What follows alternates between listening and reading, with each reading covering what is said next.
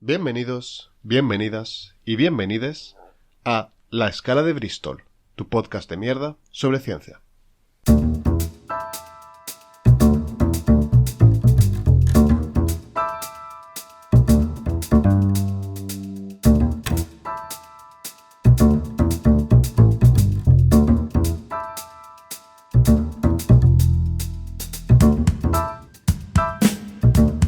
Como siempre digo, por si no nos conocen, este es un podcast en el que colaboramos tres personas.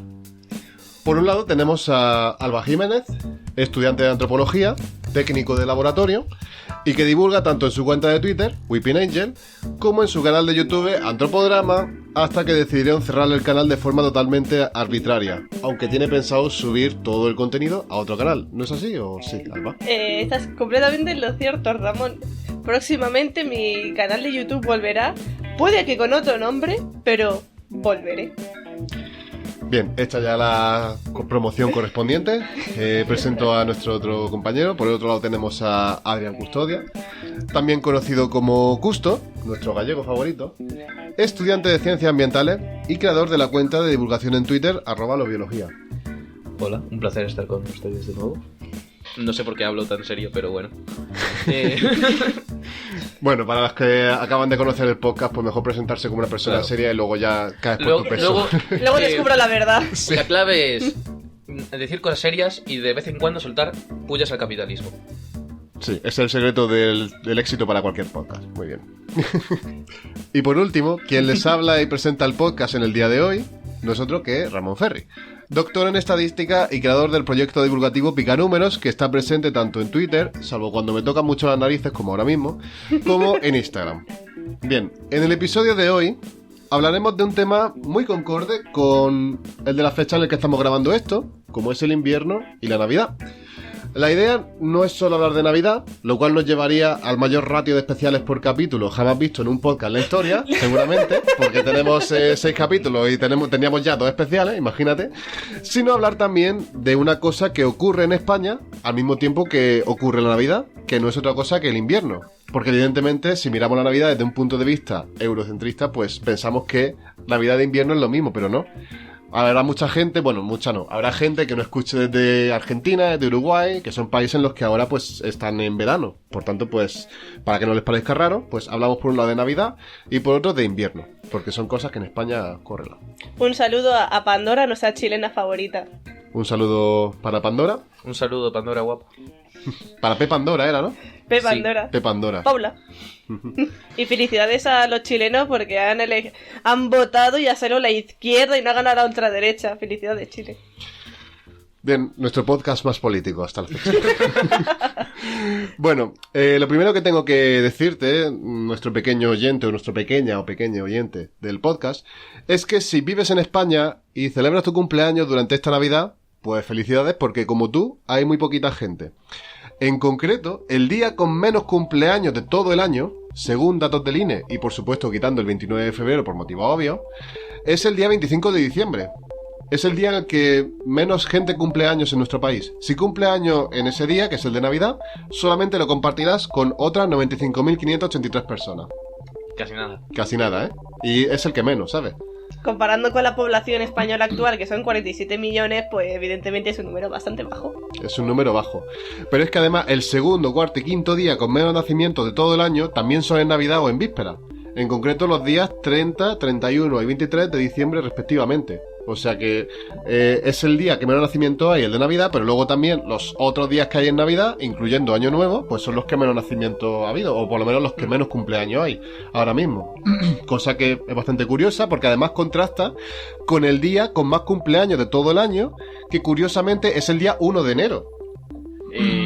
Cabe decir que el día de las concepciones son en marzo. ¿Qué ocurre en marzo? Semana Santa. Tan santa no será entonces. A ver, está claro que ha habido bastante gente que clamó a Dios en esas fechas. Sí. A la gente le gusta mucho arrodillarse para rezar, dices. Vamos. En realidad tiene una explicación un poquito más mundana, más allá de fechas de Inmaculada Concepción y tal. Y es que realmente estamos hablando de datos que proceden del INE. El INE tira pues principalmente de registros civiles, boletines de nacimiento, etcétera, para hacer todos los datos estos de cumpleaños. Y lo que ocurría, sobre todo en años de posguerra, es que muchos boletines de nacimiento eran ilegibles o estaban incompletos, con lo cual simplemente pues se imputaba el día de nacimiento como 1 de enero. Digamos que el día 1 de enero viene a ser el día por defecto cuando no se puede estimar la fecha de nacimiento de una persona y por tanto pues su cumpleaños. Y es por eso por lo que quizá haya tanto cumpleaños el día 1 de enero. Bueno, está claro que los datos demuestran que los seres humanos, por diversos motivos, nos movemos por época, al menos en lo que a concepción se refiere. Pero otros seres vivos también se mueven por época, y en concreto la llegada del invierno les afecta. Custo, como nuestro antebiólogo de confianza, podríamos decir, quizá pueda contarnos un poquito más sobre estos fenómenos. Pues sí, Ramón, es bien conocido muchos fenómenos que tienen lugar durante estas épocas navideñas, como puede ser la hibernación de muchos animales. Por ejemplo, yo tengo tortugas en mi casa y... ¿Ah, sí? Sí, tengo tortugas en un estanque. Y tenía un par de tortugas, ahora se murió una, pero me queda otra. Y en invierno, aunque aún las puedes ver, no están activas. Están descansando, durmiendo, tomando el sol de vez en cuando. Pero, o sea, también te digo, no hace mucho más una tortuga, es una tortuga. Y en invierno... Ya, la verdad que sí. Ojalá yo viviera así. Ojalá. Imagínate vivir tomando el sol y de vez en cuando te cae comida, o sea... En estas fechas normalmente están mucho más inactivas, pues son reptiles. Los reptiles cuando hace frío, no. Necesitan tomar el sol, necesitan una temperatura más cálida debido a que no son homeotermos, o sea, no regulan su propia temperatura corporal. Ajá, o sea que dependen siempre de la temperatura externa, ¿no? Sí y no.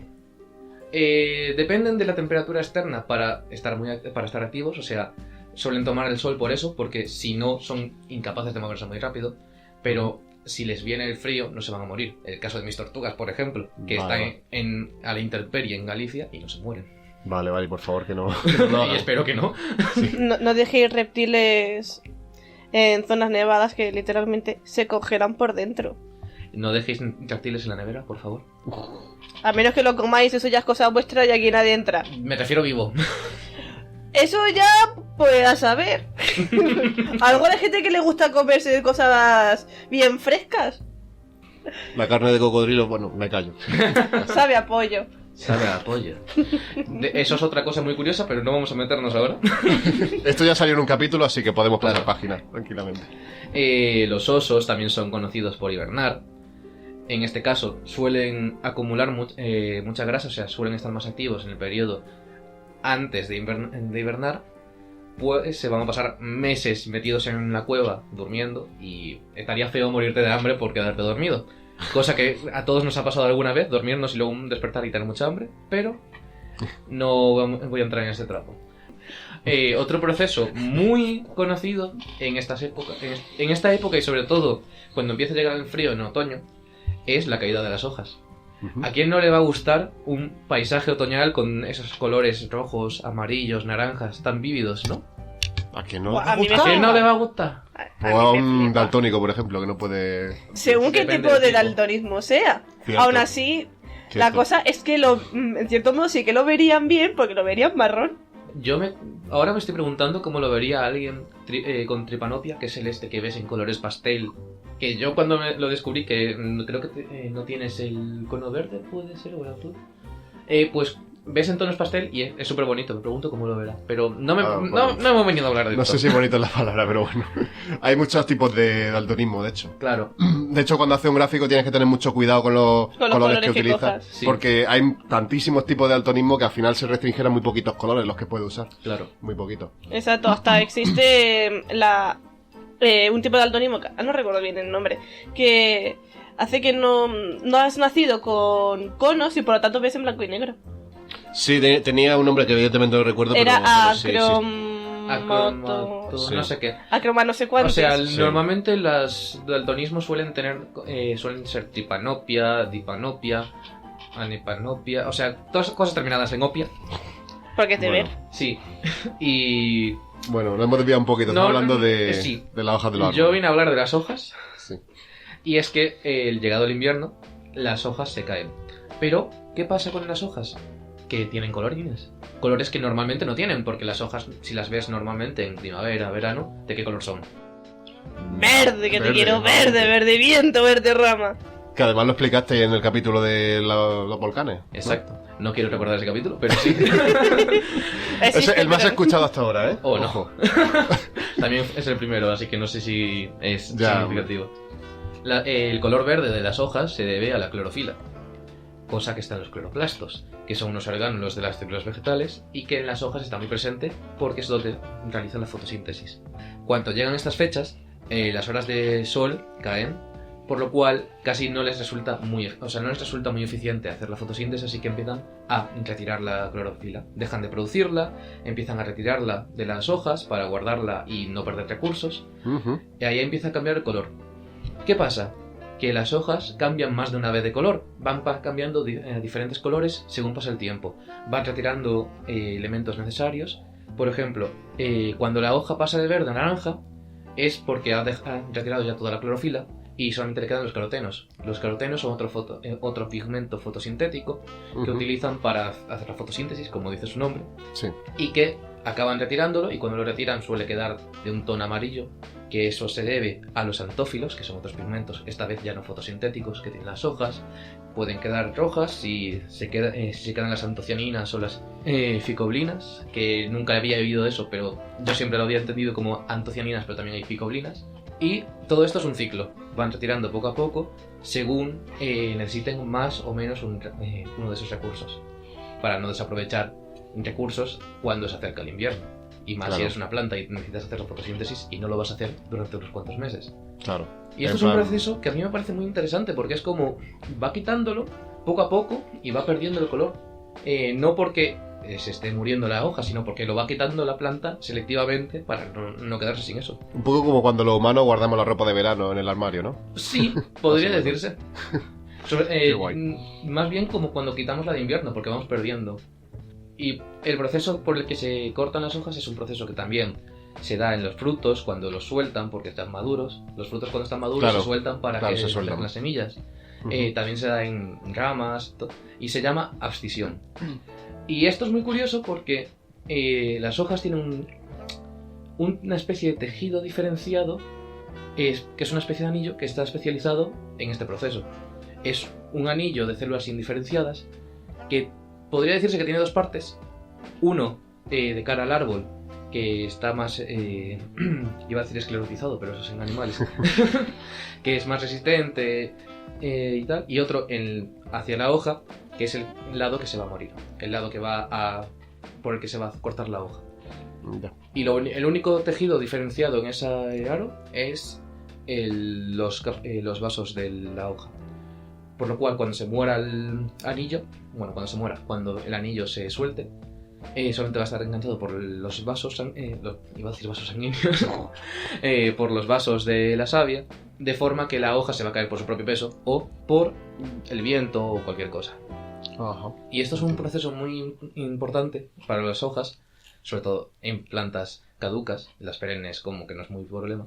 Y es mi pequeña aportación a este episodio sobre el frío, el invierno y la Navidad. Bueno, pues muchas gracias, Custo, por la explicación. La verdad que ha estado muy interesante y lo que viene a indicarnos en cierta medida es que lo que pretenden tanto los animales como otros seres vivos, como los árboles, como bien acaban de indicar, es básicamente anticiparse a las características más duras del invierno, pues para no morirse, porque a nadie le gusta morirse. ¿A quién no le va a gustar? Sí. A ver, también lo digo, a todo el mundo no le va a gustar. Es complicado morirse varias veces. ¿Que ha habido casos de gente que lo ha hecho? Sí, pero eso ya lo hablamos en otro episodio. Bueno, estamos en el especial de Navidad. Es el momento idóneo para... Bueno, yo estoy pisando mucho jardín, así que nada. Bueno, más o menos sabemos que una cosa es el invierno oficial, entre comillas, que comienza en el solsticio de invierno. Iba a decir equinoccio, pero por fortuna Alba me ha corregido a tiempo. El solsticio de invierno pues es en torno al 22 de diciembre en el hemisferio norte, pero otra cosa es el invierno meteorológico, que es, digamos, al que se tienen que anticipar los seres vivos, y que en el hemisferio norte, pues según se han puesto de acuerdo las diferentes organizaciones, comienza el 1 de diciembre y termina el 28-29 de febrero, dependiendo del año. Esto se hace porque son básicamente los meses más fríos y porque es a mediados de enero cuando se alcanza la temperatura mínima en el hemisferio norte, normalmente. Pues para el invierno meteorológico La Agencia Estatal de Meteorología, que es, digamos, el organismo que ofrece predicciones meteorológicas en España, La AEMET. la EMET, efectivamente, por sus siglas, ofrece predicciones desde finales de noviembre que nos dicen si el invierno será, a nivel climático, es decir, en general, más o menos frío de lo normal o más o menos húmedo de lo normal. En estas predicciones, la estadística también tiene parte de protagonismo, como en todo, pero bueno, tampoco voy a ser yo aquí muy prepotente. Evidentemente no son predicciones fijas, sino que tienen incertidumbre, es decir, son predicciones probabilistas. La forma de manejar la incertidumbre es bastante curiosa, ya que tanto la EMET como otros organismos utilizan una técnica conocida como ensembles o, conjuntos. Quizá a algún oyente le suene esta técnica de la ciencia de datos, porque también se emplea bastante. Y los ensembles básicamente consiste en juntar un montón de modelos de predicción, como podría ser, simplificando mucho, una recta de regresión. Una recta de regresión puede ser un modelo de predicción, un modelo muy simple, pero un modelo. Lo que hacen es juntar muchos modelos como esos, que tengan pequeñas diferencias entre ellos, y ver cómo se comportan en una simulación. Es decir, lo que haríamos sería ver qué clima tendríamos si este siguiese el patrón establecido por cada modelo. Finalmente se observan los resultados de todos los modelos y se estima la probabilidad viendo en cuántos de esos modelos se ha dado cada condición, que haga más frío, que haga más calor, etcétera. Para que lo entendamos. Y aquí me voy a poner futbolero. Me voy a poner mainstream. Furbo. Para que no entendamos, esto es como si yo quiero ver cómo va a quedar el Madrid contra el Barça, y lo que hago es simular 11 partidos, donde en cada uno de ellos modifico un jugador distinto de los que juegan en el Madrid. Cada uno de los 11. Y al final analizo los resultados de esos 11 partidos. Pues sacando porcentajes puedo ver si va a ganar o si va a perder el Madrid. Esto es una analogía un poco simple, pero que más o menos es lo que haría un poco la EMET. Evidentemente los modelos son bastante más complejos. Yo recomiendo que le echéis un vistazo al documento de la EMET sobre predicciones mensuales, estacionales y anuales, por si tenéis curiosidad. Esto sería más o menos el uso que se le puede dar a la estadística en un contexto invernal, digamos. Y en realidad hay muchos otros en los que se puede aplicar la estadística también, como es en temas sociológicos y antropológicos. Es bien sabido que la Navidad actual, la que vivimos en nuestro contexto cultural, es una amalgama cultural. Y un poco de expropio, ¿vale? Pero no se lo digáis a nadie. Expropiese. Me lo estás diciendo ahora mismo, Alba. Con una base judeocristiana muy fuerte y muy remarcada. La fecha de nacimiento de Jesús no es el 24 de diciembre, como se cree, es más, se dice que nació en marzo.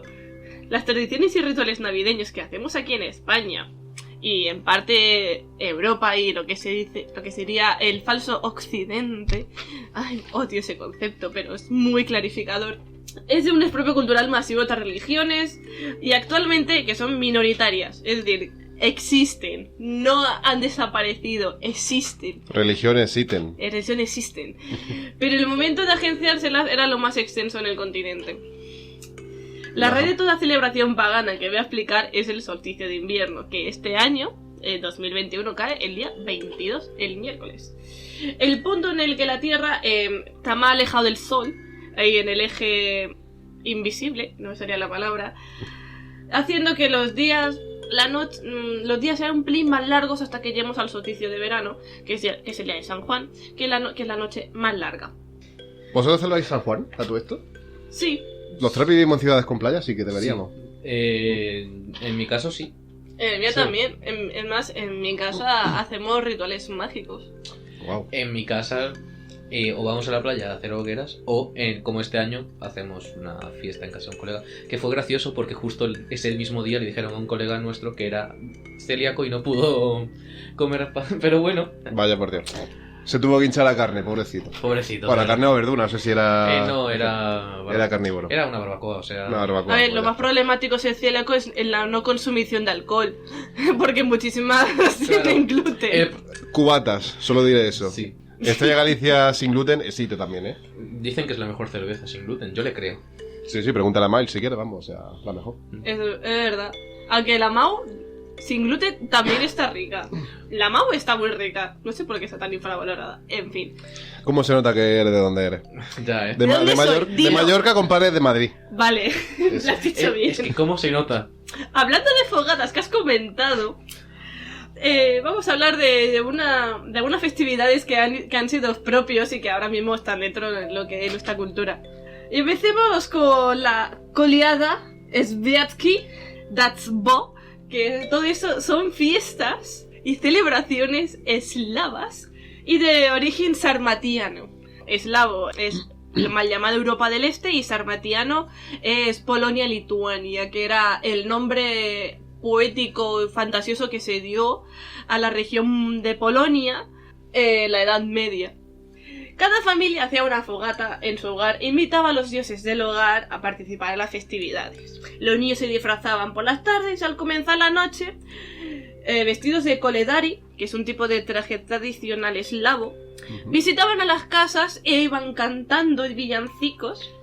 Y los anfitriones de esas casas a las que iban a tocarle las narices, porque básicamente es tocarle las narices, pues les daba un regalillo, daba dinero, un juguete, un dulce, que hoy en día podríamos llamar eso que es un aguinaldo. Es un regalo, es un extra, es un pago, por así decirlo, por un ritual, que en este caso es el canto de villancicos para traer la buena suerte. Y también una buena manera de deshacerte de los críos, no voy a negarlo. Vamos, que era un toma, pero cállate ya, por favor. Exacto. Más o menos como Halloween actualmente. Más o menos. Sí. Y esta tradición de hacer los regalos se llamaba Kolia Dovinae, que hoy en día sigue existiendo en Rusia. Interesante. Sí. ¿Pero siguen regalando dulces, juguetes o ya se ha especializado en la concreto? No se ha especializado en nada, aunque desde la caída de la Unión Soviética en los años 90, pues no se está celebrando tanto, porque ya no tenían ese espíritu tan tradicional y ritual, sino que se han capitalizado, irónicamente, siendo Rusia, pero que en algunos sitios sigue estando muy vigente. Y el hecho de encontrarte a críos por la calle vestidos en trajes tradicionales yendo a las casas de sus vecinos a cantarles un villancico, pues oye, puede ser bastante tierno si no te molestan y estás en medio de la cena, claro. Luego vamos pues con el fenómeno de honrar a la familia y la unión familiar como tal, que es el Korochun. Sí, esos nombres no me los estoy inventando, son festividades auténticas y por favor, que nadie se ría de estas festividades por los nombres, aunque sean muy diferentes al castellano, por favor y gracias. Confirmamos porque además lo está leyendo. Sí, los nombres porque es que no sé si son de verdad, pero mínimo están escritos. Sí, porque es que no hay narices de aprendérselos, vamos. No, a ver, puedo, pero no he querido. No, ¿para qué? El Korochun es parecido a Halloween. Y lo que se celebra por los eslavos, es decir, los rusos, el 22 de diciembre, justamente el propio día del solsticio. Y en muchos hogares es típico que haya un altar con las fotos de familiares y allegados que ya no sean entre nosotros. Y queráis o no, actualmente no se está haciendo tanto en España y en Occidente como tal, pero siempre tenemos ese sentimiento de rememorar a quienes ya no están con nosotros. Y en parte es por el Korochun. Interesante. Pues... Interesante porque luego yo tengo un dato que va a refrendar eso que comenta, pero no quiero anticiparme. Otra tradición muy clásica aquí en España, sobre todo, es el ponerse ciego de comida y vino. Conclusión, nos gusta comer y beber tampoco. Sí. Pero una cosa es que nos gusta comer y beber, otra cosa es literalmente ponerse ciegos. O sea, a llevar a niveles extremos donde nuestro cuerpo no puede más. Donde no puede ver. A ver, es más No fácil puede si ciego. bebes alcohol metílico, entonces te quedas ciego literalmente más rápido. Sí. Aquí en este caso era vino, así que bueno. Y esta festividad son las Leneas, que son fiestas al dios Dionisio. Podéis imaginar de qué iba la... Por mi experiencia en el Hades, sí. Sí, ¿verdad? Dionisio, para quien no lo sepa, es el dios griego del vino y de las fiestas. También, en cierto modo, es un dios de la fertilidad. A ver, ayuda mucho de que las personas involucradas en la fertilidad estén como cubas. De ahí que, en cierto modo, también sea un dios de la fertilidad. Un día tenemos que buscar el porcentaje de embarazos no deseados provocados por el alcohol. Creo que no es posible calcular eso, porque la gente no puede saber que el día de la propia concepción estuvo en estado alcoholizado, así que es además, muy probable calcularlo. Sí, además tampoco creo que haya un registro de... A ver, existir existe. Ahora, Existe. que se computen es otra cosa. Ya, pero no será... No sería Hay estadísticas de embarazo no deseado, y de aborto y demás. Vale, eso sí, pero se me puede refiero- buscar. Ya otra cosa ya Claro. por causa de Por embarazo. claro. Eso ya otra cosa, pero sí Eso. que se han hecho algunos estudios. Se puede buscar. Pues cuento un poquillo más de las Leneas. Ocurrían en el mes de Neneón, que sería el actual noviembre, y duraban hasta el mes Poseidón, que es diciembre. Sí, Poseidón tenía un mes, aparte de ser un dios. Y casualmente terminaban en el solsticio, dando bienvenida a las Saturnales. Ajá. Y las Saturnales, esas sí que eran buenas fiestas, madre mía. Uf, eran las fiestas favoritas de todo el mundo. Literalmente, varios emperadores, entre ellos Nerón, intentaron reducir el tiempo de las festividades porque todo el mundo se lo pasaba a chachpiruli. De tal manera de que al principio eran 2 días, pasó a ser 10 días, luego 5 días, una semana y se queda 5 días. Y esta fiesta, pues honraban al dios Saturno, también conocido como Cronos en lo que es en Grecia, y era el dios de la agricultura. El Pantenón, aunque sea igual, no tiene por qué coincidir en la significancia de los dioses. No está de más recordarlo. Es decir, al ser un dios de la agricultura, es la fiesta de la cosecha. Eso siempre es muy divertido. Son las mejores. O sea, pensad en Samaín. Menos festivales en Samaín. ¿El Oktoberfest? Guiricua. El Oktoberfest viene del Samaín. Ajá. Y esta fiesta era apreciada por el pueblo. Y claro, más o menos la festividad iba del 17 al 23 de diciembre. Y en lo que se hacía esas fiestas eran orgías, banquetes, bacanales, descontrol, una juerga que te cagas, la verdad. Donde quedaba Ibiza eran Saturnales. Y toda esta tradición tan bonita y tan salvaje, nació una que es muy, muy romántica, que es el beso bajo el muérdago. Donde ese beso era un ritual de fertilidad y amor, y propiciedad era el matrimonio de las parejas que se besaban. Después de tanta orgía, un besito no está de más. Pues el muérdago soy un hijo de puta. ¿Por qué dices eso? Para terminar en bajo, El muérdago, tremendo hijo de puta. A mí me gusta, pero tremendo hijo de puta. A ver, para empezar, el muérdago es una planta semiparásita. Vaya. ¿Qué significa esto? Básicamente el muérdago crece encima de otras plantas, concretamente suelen ser árboles de hoja perenne, como manzanos, abedules... ¿Robles? Robles también. Oh.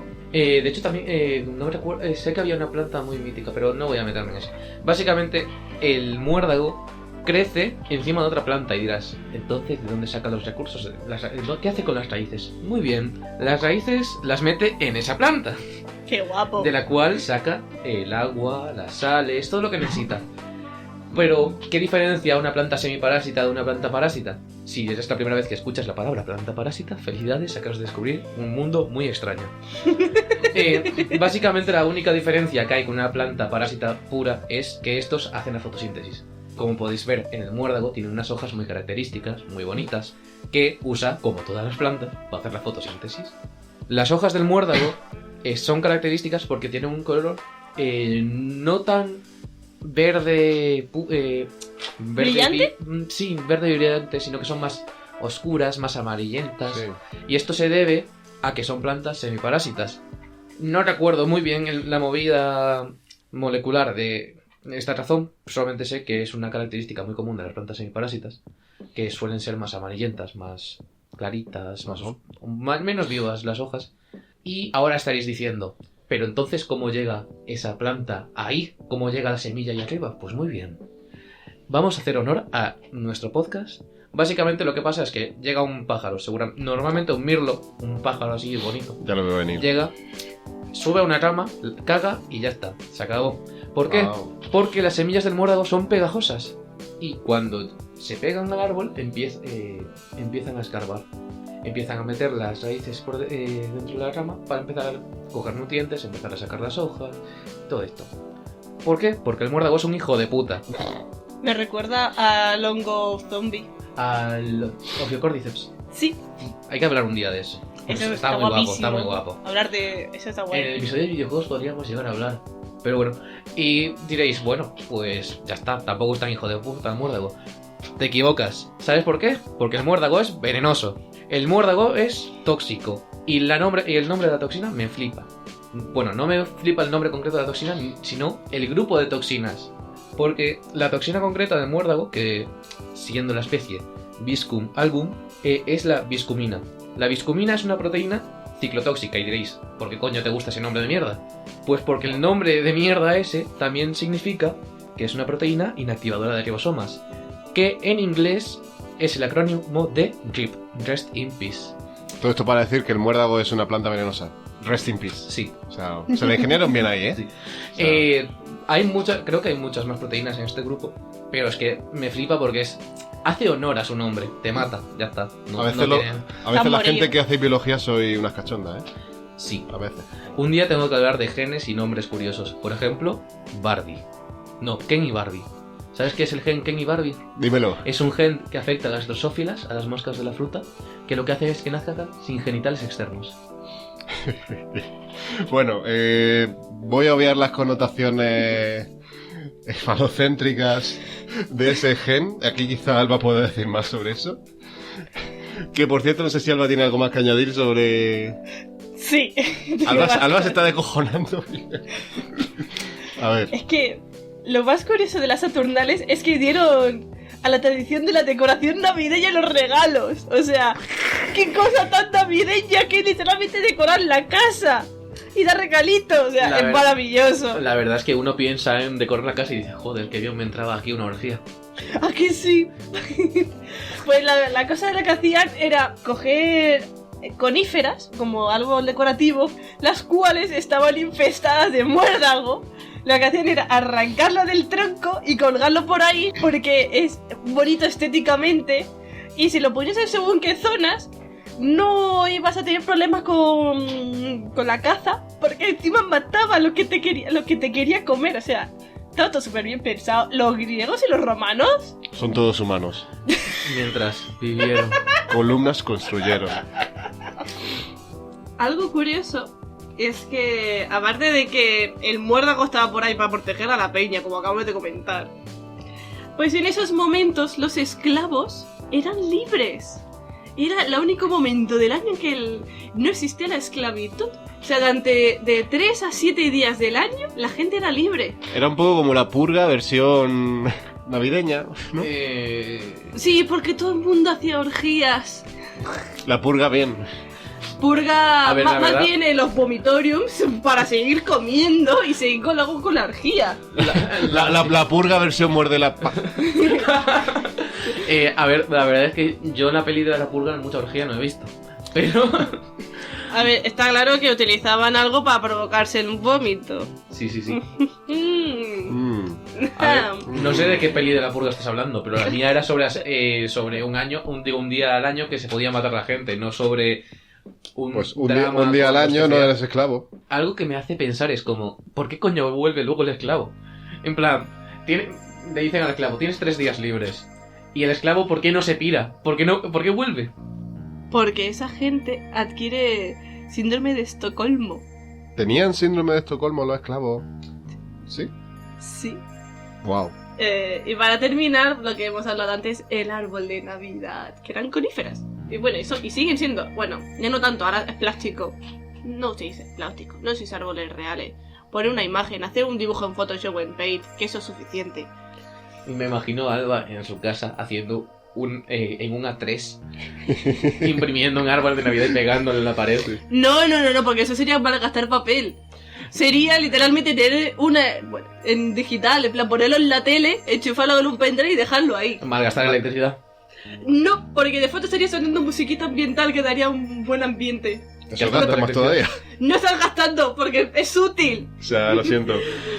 Yo que intento ser ecologista. Malditos ambientalistas de mierda. Yo intento ser ecológico. ¿Qué tal si dejo encendido un dispositivo 24 horas al día? Pero apenas consume la tele. ¿Sabes qué consume menos? No tener nada. Una foto. Y para terminar vamos a hablar del árbol de Navidad. Como he ido comentando, pues lo más normal es que fuesen coníferas, pinos y demás. Y todo viene a raíz de la maravillosa y grandiosa y conocidísima festividad de Yule, como queráis llamarlo.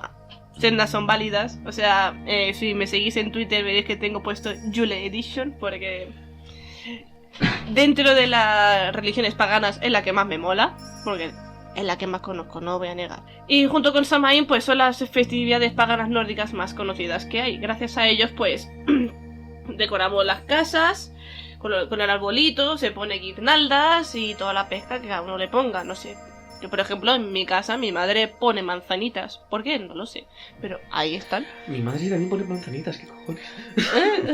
En plan, mucho tipo de... O sea, mi casa es campanitas, decoración, típicas bolas. Pero sé que hay manzanitas. No sé cuándo aparecieron las manzanitas. No quiero preguntar cuándo aparecieron esas manzanitas. Pero están las manzanitas. Están ahí, eso es lo importante. Exacto. ¿A ti te ocurre eso, Ramón? En mi casa las típicas bolas estas de Navidad y fuera. No... Ni manzana ni hostia. Pues muchas gracias, Alba. La verdad que me he quedado alucinando con toda la información que nos trae. Bacanales. Bacanales y mucho expolio. Orgías. Bacanales y mucho expolio a otras culturas, la verdad. Sí. Así que yo alucino. Muchísimas gracias. También justo por la información que nos has traído sobre el muérdago. Ahora cada vez que vea un muérdago, en lo que voy a pensar va a ser en que es un hijo de la gran puta que no tiene que estar ahí. Yo le quiero pegar un mordisco. No le peguéis mordisco a los muérdagos, por favor. No se le pega mordisco al muérdago. Tampoco lo arranquéis del árbol. ¿Y si es acebo? Es qué? lo mismo. No es lo mismo, son especies diferentes. No, no es lo mismo. O sea, No, me dijo Milestone que no es la misma planta. Son Pues es igual de parecidas. tóxica. Si veis acebo, muérdago, cualquier planta parásita, no la arranquéis, dejadla vivir. Solamente insultadle desde lejos y cagaos en su abuela. Gracias por el aporte, Custo. Ya que Alba estaba hablando sobre el expolio cultural que hemos hecho a la Navidad, pues yo también quiero hablar un poco sobre la cultura navideña, digamos, pero ya desde una perspectiva un poquito más cuantitativa. Sí, Y porque como me pises el tema te mato. No, yo no tengo capacidad de pisarte ningún tema, no te preocupes. Yo voy a enfocarlo principalmente desde dos perspectivas. La primera es un poquito los, digamos, hábitos de gasto, o mejor dicho, los precios que se disparan o que se aflojan en Navidad. Y también, pues, otras cosas que tienen que ver con la identificación de la gente con la Navidad y demás. Hay una cosa que me ha llamado mucho la atención, mirando el índice de precios de consumo, que también nos proporciona el INE, el Instituto Nacional de Estadística, ¿vale?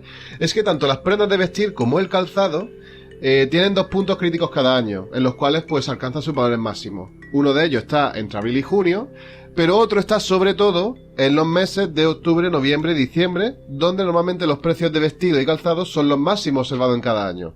Esto posiblemente pues está relacionado con la época de rebaja, quiere decir, las rebajas de enero, las rebajas de verano, pues justo antes que hacen los precios para arriba para que así pues puedan recuperar. Igualmente, me resulta curioso que suban en Navidad y creo que también tiene que ver un poco con la demanda, yo creo. In conclusion, capitalismo. En conclusión, capitalismo. Luego hay otra cosa que también le va a resultar familiar a Alba, por aquello de ser de Mallorca, ¿vale? Que es el grupo correspondiente a restaurantes y hoteles, ¿vale? A ver. Este grupo suele presentar un mínimo cada año en invierno, lo cual significa que tanto restaurantes como hoteles son menos caros en estos meses, lo que se llama temporada baja. Pero en diciembre siempre suelen presentar un pequeñito repunte. Es decir, en Navidad y en vísperas de Navidad, los precios del hotel y demás alojamientos son un poquito mayores. Todo esto, por supuesto, antes de la pandemia, que estos 2 años ha cambiado el panorama turístico. Y aquí tengo que deciros que yo, una noche vieja en mi vida, la pasé en un hotel. Estuve en un hotel allí, bueno, una ubicación que no voy a decir, pero estuve en un hotel. Burgués. Oye, yo era pequeño, yo no tenía nada que ver, o sea... Familia burguesa. Qué ansia de insultarnos, o sea, además ¿Sí? el peor insulto. Y me lo dice alguien de Madrid, o sea, tócate los huevos. De Mallorca con padres de De Madrid. Mallorca con padres madrileños, o sea. Sí. Pero aquí soy la más proletaria. ¡Viva Vallecas! Comentar también que en diciembre de 2017, el Centro de Investigaciones Sociológicas, también conocido como CIS, que lo conoceréis por Tezanos, por la cocina, por no sé qué, por no sé cuánto, pero que en realidad todavía a día de hoy hace encuestas que son pues, de las mejores de este país. De hecho, este barómetro creo que es de la época anterior a Tezanos, con lo cual pues no me podéis venir con tonterías, ¿vale? En ese barómetro de diciembre del 17 hizo algunas preguntas referentes a la Navidad, como los sentimientos que evoca en la gente o los aspectos que más le gustan de la Navidad. Hay cosas muy curiosas, por ejemplo, las cosas que más gustan en Navidad son, en primer lugar, las reuniones con la familia, que un 70% de los encuestados, 7 de cada 10, dijeron que le gustaban. La siguiente es la ilusión de los niños, 4 de cada 10 dijeron que le gustaban. Y la tercera es reuniones con amigos. Aproximadamente 3 de cada 10 decían que le gustaban. Es curioso diferenciar por edades, porque hay cosas que son más preponderantes en gente mayor, es decir, cosas que son más habituales de decir que le gustan en comparación con la media. En gente más mayor, en edad, serían las reuniones con la familia, la ilusión de los niños, la lotería de Navidad y también que no les guste nada. Es decir, la gente mayor decía con más frecuencia que la media que no le gustaba nada de la Navidad. Es decir, es más común ser un Grinch cuando eres mayor. Me encanta porque pensé por un momento que lo que más le gustaba a la gente mayor de la Navidad es que no le gusta la Navidad. Sí, pues ha acertado. Están por encima de la media en ese sentido. Es decir, que a los boomers les gustan las reuniones familiares. Sí, básicamente. Y mientras que a la gente joven, a los centennials, a la generación de cristal, como nos quieren, les gusta decirnos a los boomers, ¿no? Como nos gusta llamarnos. Sí. Lo que más le gusta, por encima de la media, digamos, de todo el mundo, serían las reuniones con amigos, las comidas, que esto viene mucho a colación de lo que acabas de comentar de las bacanales, la noche vieja, porque será, los regalos y las vacaciones. Eso, digamos, las cosas que más les gustan a los jóvenes si lo comparamos con la media. Es decir, a lo mejor no son las cosas que más les gustan en total, pero sí, si comparamos con la media, es, digamos, lo que más crece. En cuanto al carácter de las fiestas, mucha gente la ve como una fiesta más de tipo familiar, en concreto el 57% del encuestado. Luego también hay otra que la ve como una fiesta más bien enfocada en lo comercial, el 25%, unas pocas que lo ven como una fiesta más religiosa, un 11%, y luego ya simplemente hay unas poquitas que las ven simplemente como un periodo de vacaciones, que son solamente 5%, pero que entre los votantes de Unidos Podemos era del 10%. Recordemos, año 2017, no había venido Vox todavía, el electorado era diferente, etcétera. En cuanto a la gente que lo ve como una fiesta de carácter religioso, es bastante más preponderante entre los votantes del Partido Popular y entre la gente mayor de 65 años. Que, no me sorprende en absoluto. Evidentemente, mientras que la gente que lo ve menos religioso, pues son evidentemente la gente de 18 a 35 años y los votantes de Unidos Podemos, en aquella época. La gente que lo ve como una fiesta más familiar, si lo comparamos con la media, pues sería la gente de Ciudadanos. Hemos dicho que la media estaba en un 57%, pues entre votantes de Ciudadanos esto era del 65%, mientras que en Unidos Podemos era del 44%. Es decir, que los votantes ciudadanos tienen una probabilidad un poquito mayor que el resto de decir que son fiestas familiares. En cuanto a decir que es una fiesta comercial, pues adivinar el partido en el que es más preponderante. Unidos Podemos, evidentemente, pues un 40% de sus votantes dijeron que era una fiesta comercial en comparación con el 25% que era la media para todo el mundo. Mientras que en el PP, pues sus votantes solamente lo dijeron en un 16% de las ocasiones. Ya si nos fijamos por edades, quienes lo veían como una fiesta comercial o vacacional, pues prácticamente era todo igual, para todas las edades, salvo para los mayores de 65 años, que ven estas fiestas en mucha menor medida que el resto como algo comercial o como algo simplemente vacacional. Con lo cual nos quiere decir pues que la gente mayor de 65, que es la gente que está principalmente jubilada, pues no lo ven como algo vacacional, evidentemente, sino pues como algo un poquito más relacionado con la tradición. Claro. Cosa que tampoco nos debe sorprender. Esto es como lo que dicen de, pues para esto no hace falta una encuesta. Pues sí hace falta, caballero.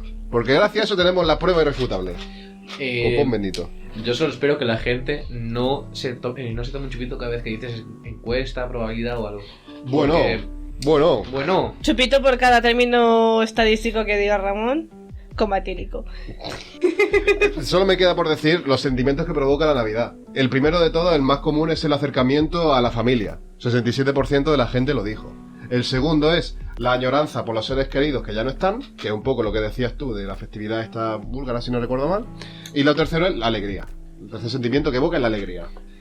¿Qué es lo que es más preponderante en la gente mayor? La tristeza. Señores, la gente mayor siente más tristeza que la población general. También siente más el tema de la religiosidad y por supuesto también por la añoranza por los seres queridos. Es normal. Cuando vive más tiempo, pues echa más de menos a la gente que ya no está. Eso es algo, vamos, el ciclo de la vida, digamos. Por otra parte, la gente joven, pues lo que siente más que el resto es una alegría por la llegada de la Navidad y también ganas de comprar cosas. El espíritu consumista parece que es más fuerte entre los jóvenes que en el resto de grupos de edad. Si es que todos son las Saturnales, es que ¡viva las Saturnales! Sí, aquí están floreciendo incluso aunque la gente no sepa ni lo que es lo de los Saturnales. Y luego ya, si lo miramos por partidos políticos, esto es muy divertido, esto que el CIO ofrece de desglosar por partidos, por votantes.